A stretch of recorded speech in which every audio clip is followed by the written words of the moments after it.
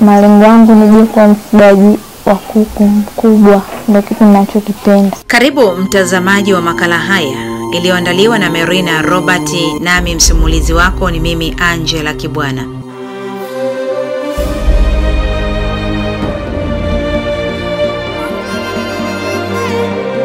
Katika makala haya inaangazia kuhusu wafanyakazi wa majumbani.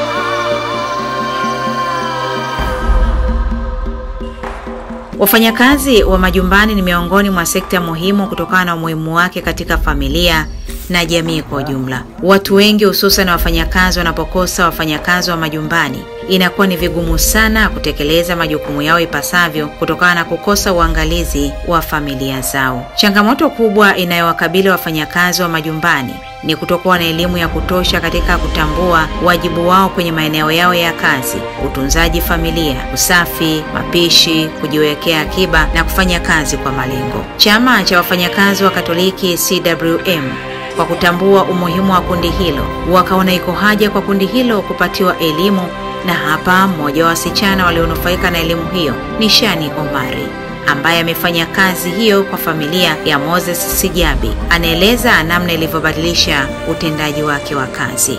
Kwa majina naitwa Shani Ibrahim Omari. Nimeanza kufanya kazi mpaka sasa ni miaka 4.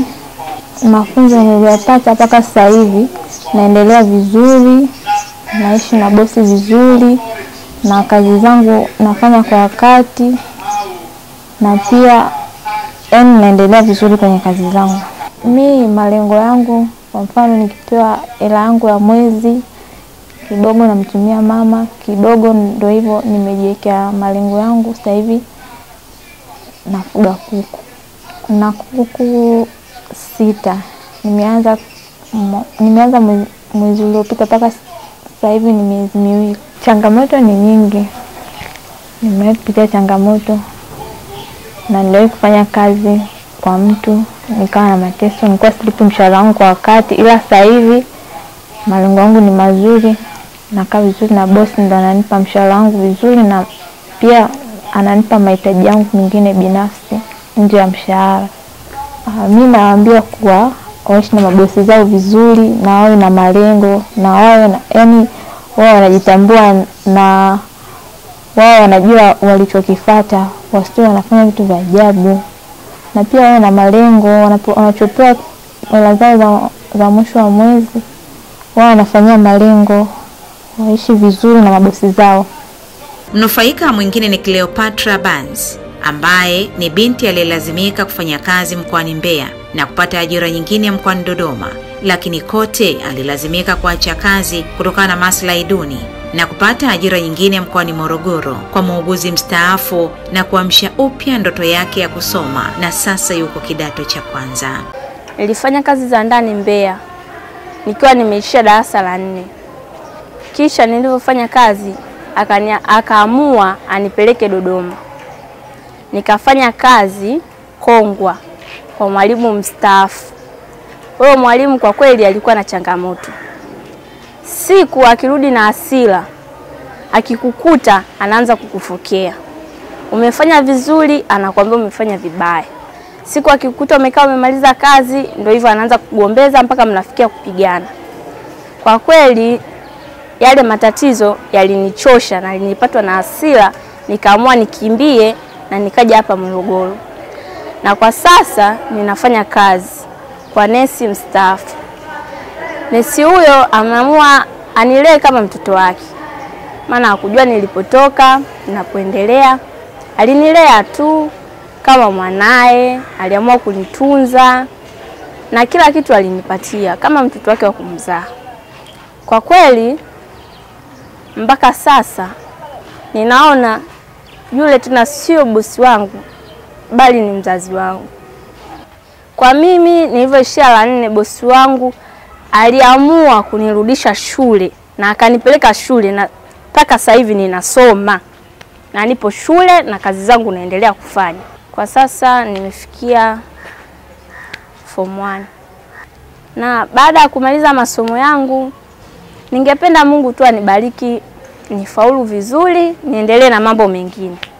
Ajira ya majumbani ni ajira kama ilivyo sekta nyingine, lakini sekta hiyo inakabiliwa na changamoto mbalimbali kama maslahi duni, kutokuwa na muda maalum wa kazi, kutokuwa na mikataba ya ajira, kutopewa chakula na ukatili mwingine ikiwemo wa kipigo. Pamoja na changamoto, lakini Cleopatra kwa upande wake ana mtazamo tofauti wa kutoa wito kwa wafanyakazi wenzake wa majumbani kuwa waaminifu, waadilifu na wenye upendo kwa waajiri wao, kwani hatua hiyo itawafanya kuweza kufanya kazi vizuri na waajiri wao kuwa familia. Kwa kweli kama wafanyakazi wa kazi za ndani, unakuta wengine wana changamoto. Kwa mfano, yeye akitoka nje ya nyumba anayofanyia kazi, anaenda kumzungumzia bosi wake vibaya, wakati yeye ndo anafanya makosa. Akiwa ndani au na mahusiano mazuri na bosi wake, bosi anamwambia hiki, anafanya hiki. Bosi akimuelekeza anaona kama vile bosi anamkosoa, wakati bosi anatumia njia nzuri ya kumuelekeza. Ndipo hapo wafanyakazi wengi wa kazi za ndani wanasema ananyanyaswa, wakati wao ndo wanajinyanyasa. Kuna kweli baadhi ya wafanyakazi wa kazi za ndani wananyanyaswa, ila kuna wengine hawanyanyasi tu, wanafanya mambo wenyewe afu wanasingizia mabosi. Sheria ya mahusiano kazini namba 8 ya mwaka 2006, vifungu vyake kuanzia kifungu cha 10 hadi 30 vinaeleza wazi stahiki mbalimbali za wafanyakazi, wakiwemo wafanyakazi wa majumbani. Na hapa mwanasheria wa chama cha wafanyakazi wa Katoliki CWM Victor Makiao, mratibu wa CWM Edison Yeyeye na mwenyekiti wa CWM Jimbo Katoliki la Morogoro Pastor Rinyoni wakaeleza lengo la chama hicho kutoa elimu ya kuboresha mahusiano ya ajira kati ya mwajiri na wafanyakazi wa majumbani, kwani wamebaini kuwepo kwa changamoto mbalimbali katika sekta hiyo na kutoa elimu kwa wafanyakazi hao, waajiri, viongozi wa dini na wa serikali za mitaa. Lakini mojawapo ya kitu ambacho tulikuwa tunasisitiza, wengi wao wanaoajiriwa katika hizi nyumba za watu ni kwamba ni wengi wana umri chini ya miaka 18. Sasa kwa mujibu wa sheria ya mtoto ambayo ni sura ya 13 inaelezea kwanza nini maana ya mtoto. Mtoto ni mtu mwenye umri chini ya miaka 18. Lakini tunapinga vikali ajira kwa watoto. Zipo namna ambazo mtoto anaweza akaajiriwa, lakini mtoto anaweza akaajiriwa pale inapotokea anaajiriwa kwa nia ya kupata mafunzo au anaajiriwa kwa zile kazi nyepesi. Lakini ukiangalia mazingira ya kazi za majumbani, hakuna kazi nyepesi wala hakuna kazi ambazo zinaweza zikamfeva mtoto kwa ajili ya mafunzo. Kwa hiyo ni ubatili na adhabu kali huwa zinatolewa kwa watu ambao wanaajiri hawa watoto kwa mujibu wa sheria. Inaweza ikawa kifungo ama faini. Baada ya kufanya utafiti mdogo, tumegundua kwamba kuna kundi la wafanyakazi wa majumbani, kwamba hawa watu wakati mwingine kuna haki zao zimekuwa zinakiukwa katika jamii, lakini bado pia na wao kuna wajibu wanapaswa wafanye ili kusudi kuleta ufanisi katika kazi zao. Tunajaribu kutengeneza mazingira kwamba mfanyakazi au kazi za majumbani ziwe kama kazi nyingine hizo. Na kwa kugundua hilo, sasa tumeanzisha mafunzo ya kujenga mahusiano mazuri kati ya waajiri na wafanyakazi wenyewe, kwa maana kwamba tunaongea na waajiri, tunaongea na wafanyakazi, lakini bado pia tunaongea na makundi mbalimbali, hasa viongozi wa dini, lakini bado pia na viongozi wa serikali kwa maana ya ngazi za mtaa, ambao ni watu watatusaidia kwa pamoja kuimarisha ile sauti kwa pamoja. Tukipaza hiyo sauti, ina maana tutajikuta kwamba hii changamoto ya mahusiano kati ya waajiri na wafanyakazi wa majumbani inapungua kama sio kuondoka kabisa. Kama chama cha wafanyakazi tuna malengo mbalimbali yanayohusiana na utume wetu katika kanisa Katoliki. Mojawapo ni kuwasemea wale ambao hawawezi kujisemea. Kama chama cha wafanyakazi tumebaini kwamba kazi za wafanyakazi wa majumbani zimekuwa vikidharauliwa na watu wengi, na wafanyakazi wengi wa majumbani wamekuwa wakinyanyaswa. Tunapozungumzia wafanyakazi wa majumbani ni pamoja na wale ambao wanasaidia kulea watoto wetu nyumbani wakati wafanyakazi wako kazini, lakini vile vile wale ambao wanatusaidia kukata majani ya ng'ombe au wanatusaidia kazi za shamba au kufyeka majani nyumbani, lakini hata pamoja na madereva ambao wanatuendesha sehemu mbalimbali, lakini wameajiriwa katika ngazi ya familia. Kazi hizi zimeonekana kwamba ni kazi ambazo zinafanywa na watu ambao hawana ujuzi. Sisi kama chama cha wafanyakazi wa Katoliki tumeonelea kwamba ni muhimu sana sasa waajiri, kwa maana ya wale ambao wanaajiri wafanyakazi wa majumbani, lakini vile vile waajiriwa kwa maana ya wafanyakazi wa majumbani wapate elimu ambayo itawasaidia kwanza kujenga mahusiano mema kati ya mwajiri na mwajiriwa, lakini pili itawasaidia sasa kuheshimu kazi ya wafanyakazi wa majumbani kama kazi nyingine. Mabadiliko ya sayansi na teknolojia yamekuwa yakiwalazimu wazazi muda mwingi kuwa katika harakati za utafutaji maisha, na hapa mratibu msaidizi wa CWM Bi Angela Shirima anaeleza, huku mwadhiri wa chuo kikuu kishiriki cha Jordan mkoani Morogoro na mwanasaikolojia Bi Shangwe Kilua anaeleza namna elimu hiyo itakavyoenda kubadilisha maisha yao na kupiga hatua kwa wafanyakazi wa majumbani, waajiri na jamii kwa ujumla, huku paroko wa parokia ya Taragwe, Jimbo Katoliki la Morogoro, Padri Melkiades Mogela akawahimiza wafanyakazi hao kutambua wajibu wao wa kazi. Kwa sasa tunafanya mradi wa kujenga uelewa juu ya haki na wajibu kwa wafanyakazi wa majumbani yenye lengo la kuhakikisha uhusiano baina ya pande hizi mbili unaboreka na kuwa uhusiano mzuri.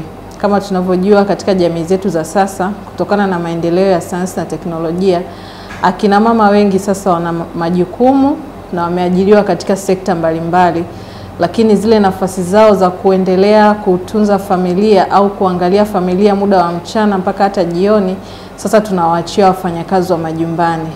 Kwa hiyo sasa tukaona ni vyema pande hizi mbili ziweze kuelewa wajibu na haki ili kupunguza zile changamoto zinazojitokeza katika jamii yetu. Kama tunavyojua, kuna baadhi ya wafanyakazi wanafanyiwa matendo yasiyofaa, wanapigwa au wengine wanachomwa moto na hata kunyimwa zile stahiki zao. Lakini pia kama waajiri, pia kuna waajiri ambao hawawalipi vyema wafanyakazi wao. Lakini hii inaweza ikatokana na sababu kwamba watu hawana uelewa juu ya umuhimu wa wafanyakazi wa majumbani au haki na sheria zinazowalinda wafanyakazi wa majumbani. Hivyo sisi kama wafanyakazi wa Katoliki tukasema ni vyema basi kupaza sauti kwa ajili ya wafanyakazi wa majumbani na kuisaidia jamii kuweza kuelewa haki na wajibu kwa wafanyakazi wa majumbani. Hii ikiwa ni moja ya lengo la chama cha wafanyakazi wa Katoliki kuwa sauti ya wasiokuwa na sauti. Na tunaamini kwamba wafanyakazi wengi wa majumbani hawana sauti au hawajui ni wapi waweze kupaza sauti zao.